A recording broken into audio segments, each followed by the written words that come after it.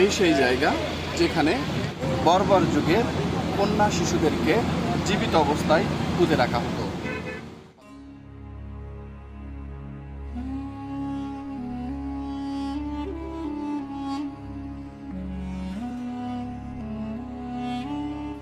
জাহেলিয়াতের যুগে কন্যা শিশুদেরকে পুঁতে রাখা হতো। আজ আপনাদেরকে দেখাবো সেই স্থানটি। মক্কার মসজিদে হারামের পশ্চিম উত্তর কোণের দিকটার নাম জাবালে ওমর, যেখানে একটি বাস স্ট্যান্ড রয়েছে নাম সেপকো। বেশ কটি রাস্তা এসে মিলেছে সেখানে। মসজিদে হারামে আসা যাওয়ার অন্যতম পথ এটা। রাস্তার দক্ষিণে বিশাল বিশাল হোটেল নির্মাণ করা হচ্ছে।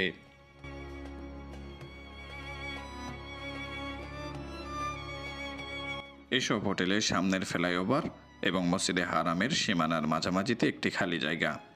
মসজিদে হারামের সম্প্রসারণের কারণে হারাম এলাকায় এমন খালি জায়গা আর দেখা যায় না, কিন্তু এই জায়গাটি খালি। মূল্য বিচারে জায়গাটি খালি থাকার কথা না, তারপরও খালি। এই খালি জায়গাটিতে অন্ধকার যুগে আরবের লোকেরা তাদের কন্যা সন্তানদের জীবন্ত কবর দিত। জায়গাটিতে কোনো স্মৃতিচিহ্ন নেই, কোনো ফলক নেই, শুধু জায়গাটি ঘিরে রাখা আছে। যারা ইতিহাস জানেন তারা জায়গাটি দেখে আসেন।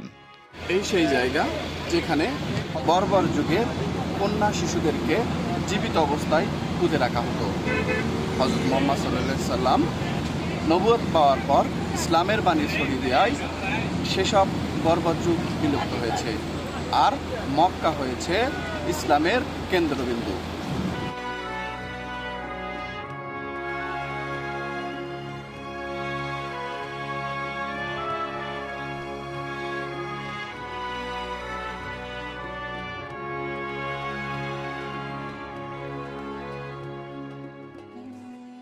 এই জায়গাটি আসলেই নিজের অজান্তেই চোখের কোণে পানি চলে আসে।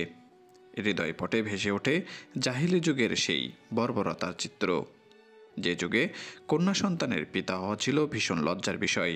সমাজে তার মুখ দেখানো হতো দায়, যে দায় এড়াতে আপন কন্যা সন্তানকে জীবন্ত পুঁতে রাখতেও বিন্দুমাত্র দ্বিধা করত না আরবরা।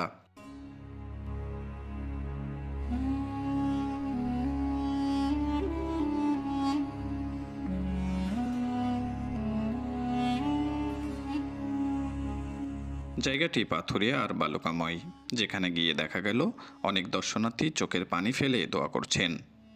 কেউ কেউ আবার ইতিহাস নিয়ে আলোচনা করছে। মনে পড়ল বনি তামিম গোত্রের প্রধান কায়েস বিন আশেমের কথা। ইসলাম গ্রহণের পর একবার যখন নবী করিম সাল্লাল্লাহু আলাইহি সাল্লামের দরবারে বসে কথা প্রসঙ্গে তিনি নিজ হাতে কিভাবে তার নিজের জীবন্ত কন্যাকে মাটি চাপা দিয়ে হত্যা করলেন তার বর্ণনা দিলেন। মেয়েটি কিভাবে বাবা বাবা বলে চিৎকার ফরিয়াদ করছিল তার বর্ণনা দিচ্ছিলেন।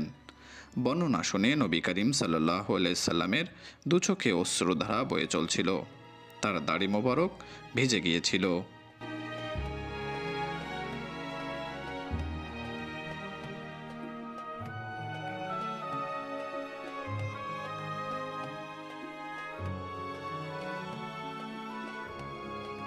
মানবতার ধর্ম ইসলাম।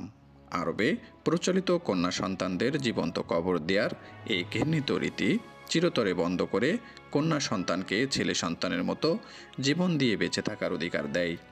এমনকি কন্যা সন্তানকে জীবন্ত কবর দেওয়ার বিরুদ্ধে কঠোর হুঁশিয়ারি উচ্চারণ করে মহান আল্লাহ পাক জীবন্ত প্রথিত কন্যা সন্তানকে কিয়ামতের দিন জিজ্ঞাসা করা হবে, কোন অপরাধে তোমাকে হত্যা করা হয়েছিল।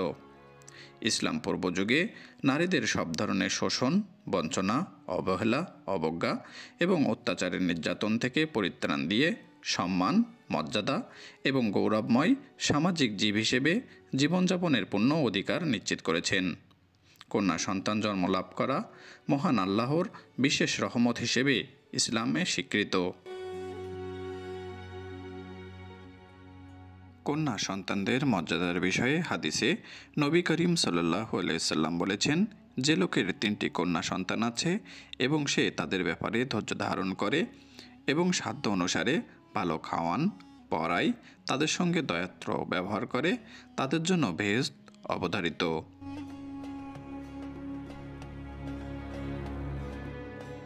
বন্ধুরা, আজ এই পর্যন্ত সৌদি আরবের আরও জানা অজানা ইতিহাস আপনাদের সামনে তুলে ধরব। যারা ইউটিউবে আমার ভিডিওটি দেখছেন অবশ্যই আমার চ্যানেলটি সাবস্ক্রাইব করুন, লাইক করুন, কমেন্ট করুন, শেয়ার করুন।